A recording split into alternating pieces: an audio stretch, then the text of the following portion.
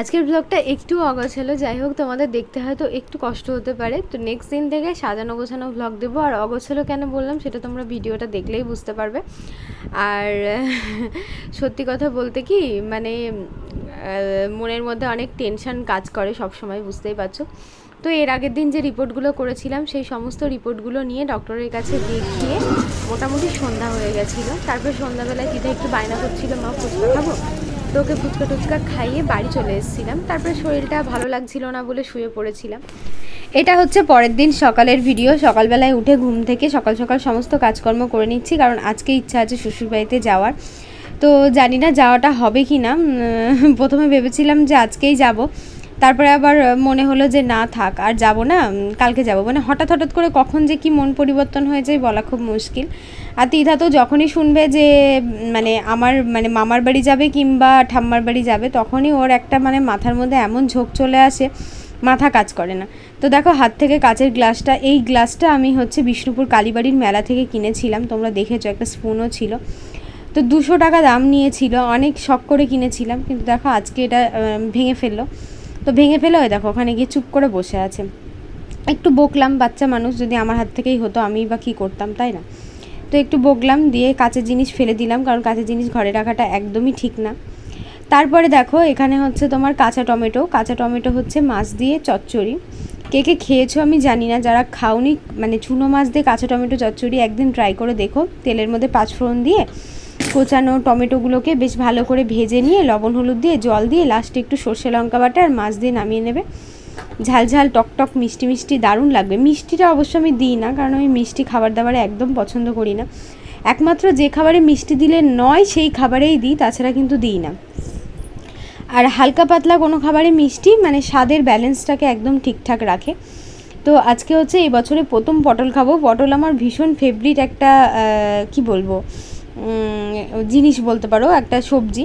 তো আলু পটলের রসা বলো কিংবা আলু পটল দিয়ে মাছের ঝোল বলো কিংবা পটল ভাজা, পটল পোড়া, মানে প্রত্যেকটা আইটেম আমার ভীষণ প্রিয়।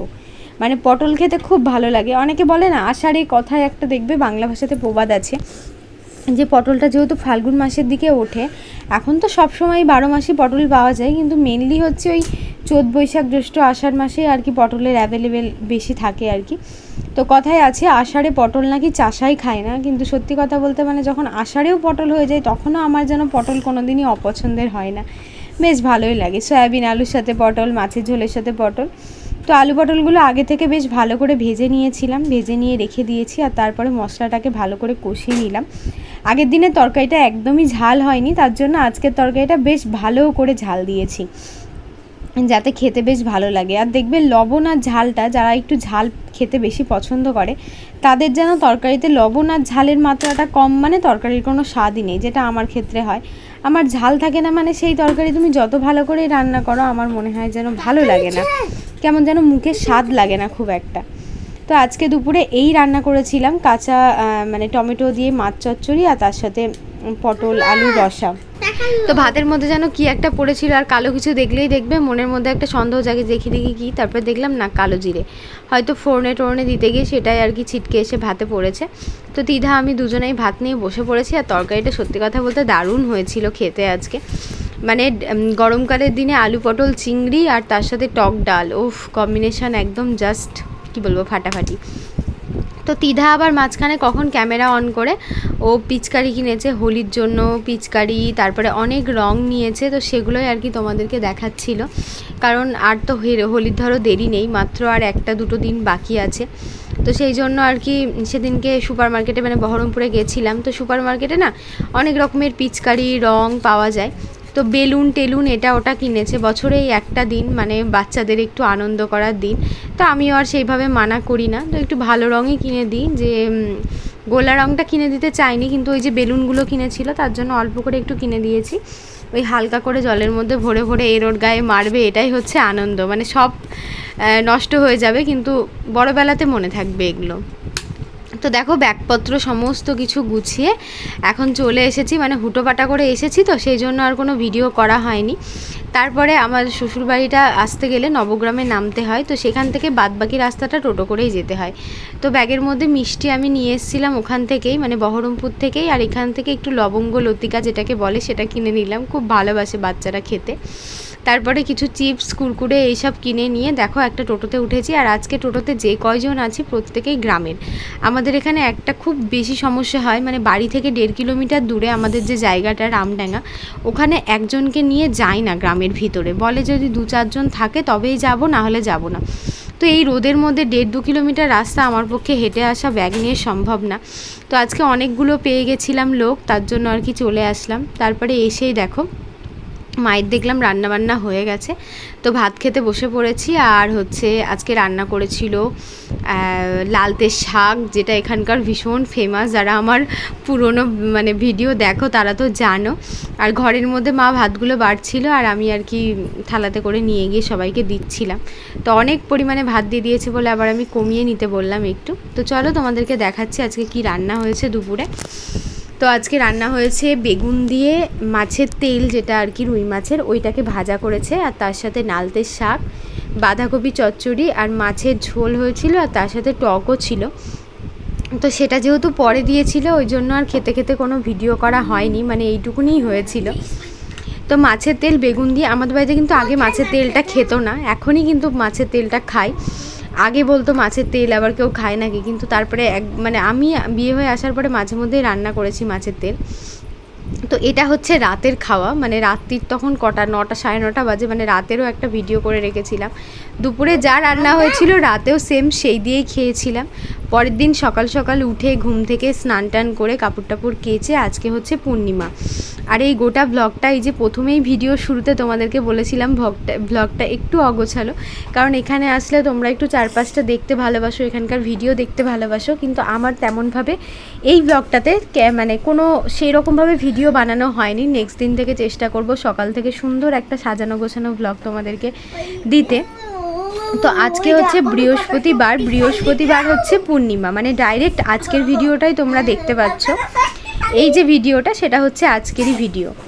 তো পূর্ণিমাতে আমার শ্বশুর শাশুড়ি হচ্ছে ভাত খায়েন না, তো তার জন্য আর কি সকালবেলায় লুচি বানানো হচ্ছে। তিধাও চলে এসছে এখানে, তিধা বলছে মা আমাকে দাও, আমি একটু লুচি ভাজি। আমি যে কখন তেল ছিটকে গায়ে পড়বে, তারপরে 1 ঘন্টা ধরে চেঁচাতে লাগবে। তো এখানে তোমার লুচিগুলোকে ও ভেজে ভেজে আমাকে হাতে দিচ্ছে, আমি আবার ওই সাইড থেকে তুলে নিচ্ছি, মানে যে কাজটা একবারে হয়ে যায় সে কাজটা দুবারে হচ্ছে। তো লুচিগুলো মোটামুটি ভাজা হয়ে গেছে, আর বেশি নেই বলে আর তেল দিলাম না। তো আমি এদিকে ভাবছি, তিধা এদিকে ক্যামেরা করছে। আর লুচির সাথে খাওয়ার জন্য প্রথমে হয়েছিল আলুর তরকারি। তো আলুর তরকারিটা প্রথমেই হয়ে গেছিলো, তারপরে লুচিগুলো ভাজা শুরু হয়েছে। আর মেনলি সেটা হচ্ছে আগে তরকারি করে রাখলে কি হয় বলো তো, মানে সবাইকে ভাজা হয়, এদিকে দেয়া হয়, এদিকে ভাজা হয়, এদিকে দেয়া হয়, দেওয়ার ক্ষেত্রে ভীষণ সুবিধা হয়। তো হয়ে গেল লুচি ভাজা কমপ্লিট। এবার দেখো রান্না চাপিয়ে দিয়েছি, প্রথমে ভাত হয়ে গেছে, শাক হয়ে গেছে, সমস্ত কিছু হয়ে গেছে, লাস্টে একদম মাছের ঝোলটা তোমাদের সাথে শেয়ার করছি। এটা হচ্ছে আগের দিনকার মাছ, মানে যেটা রুই মাছ নেওয়া হয়েছিল, একটা বড় সাইজের মাছ, ওখান থেকে অনেকটা বেঁচে গেছিলো, সেটা মা রেখে দিয়েছিল, আজকে ওটা দিয়ে ঝোল হবে। তো আমি বলেছিলাম যে আজকে নিরামিষ খাওয়াটাই বেশি ভালো ছিল। তো মা বলছে মাছগুলো যেহেতু ভাজা আছে আর ফালতু নষ্ট হবে, তো সেই জন্য আর কি। আর এখানে নালতের সঙ্গে খাওয়ার জন্য আলু সিদ্ধ কিংবা আলু ভাজা এটা তো মাস্ট থাকবেই। তো শুকনো লঙ্কা আর তেল ভেজে ভাতের মধ্যে থেকে আলুগুলো আলাদা করে বার করে রেখেছিলাম, মাখার সময় বেশ সুবিধা হবে বলে। তো এইবার হচ্ছে দেখো মাছের ঝোলের আলুগুলো প্রথমে ভেবেছিলাম টক হবে, ওই জন্য একটু পাতলা পাতলা করে কেটেছিলাম। তারপরে আবার ঝোলের জন্য আদা জিরে বাটার পরে মনে পড়লো যে টক হলে তো আর আদা জিরে বাটা দেবো না, সর্ষে লঙ্কা বাটা দেবো। তো সেই জন্য আবার আমি বললাম থাক, আমরাই তো বাড়িতে খাবো, আমরা 2-3 জনই খাবো আর কি। তো সেই জন্য এই অবস্থাতেই থাকলো, একটু হলুদ দিয়ে জিরে আদা আর লঙ্কা দিয়ে আজকে একটু ঝাল ঝাল করে করেছি রান্নাটা। অ্যাকচুয়ালি আমাদের এই বাড়ির তরকারিতে ঝালটা কেন দেয়া হয় না তোমাদেরকে বলি, কারণ এই বাড়িতে আমার শ্বশুরমশাই একদমই ঝাল খেতে পারে না, মানে ওনার খাওয়া যেহেতু অভ্যাস নেই, তো সেই জন্য উনি খেতে পারেন না, তার জন্য অল্প করেই ঝাল দেওয়া হয়। আর দেখবে একটা রান্নার সময় ঝাল দেওয়া, তুমি পরে কাঁচা লঙ্কা চিবিয়ে খাবে, সেটা আলাদা রকম একটা অনুভূতি, আর তরকারির সাথে দেওয়াটা আলাদা। তো আজকে দুপুরে একদম সিম্পল, আজকেও শাক হয়েছিল, তো শাক দিয়ে আলু সিদ্ধ দিয়ে আর রুই মাছ দিয়ে আলু দিয়ে ঝোল, এই হয়েছিল দুপুরের প্লেন রান্না। এটা আমার ভীষণ প্রিয় একটা খাবার। আর কারা কারা এই নালতে শাকটা খেয়েছো আমাকে অবশ্যই কমেন্ট করে বলো। একমাত্র মুর্শিদাবাদ, বীরভূম এই দিককার মানুষ এই শাকটা চিনবে, আর বাদ বাকি কেউ চিনবে না। তো এদিকে খেতে খেতে মা আবার আমাকে আবার কটা ভাত দিয়ে গেল। আমি বলছি তুমি এতগুলো ভাত দিলে খেতে পারো? বলছে না না পারবা, খাও। আর সত্যি কথা বলতে এই শাকটা এতটাই প্রিয়, যারা পাট শাক খেয়েছো ঝোল, আর এটা কিন্তু ঝোল শাকটাই বেশি ভালো লাগে, ভাজাটাও খারাপ লাগে না, কিন্তু এই যে সিদ্ধ করে নিয়ে একটু রসুন শুকনো লঙ্কা ফোড়ন দিয়ে মানে সাঁতলে নিতে হয় শাকটাকে, খাওয়াটাও ভীষণ উপকার। তারপরে ছিল মাছের ঝোল। আর আজকের ব্লগটা এই খাওয়া দাওয়াতেই শেষ করলাম। প্রথমেই বলে রেখেছিলাম অগোছালো। এর পরের দিন থেকে যারা আমার শ্বশুরবাড়ির ব্লগ দেখতে ভালোবাসো তারা এখন কন্টিনিউ অনেক দিন আমার শ্বশুরবাড়ির ব্লগ দেখতে পাবে।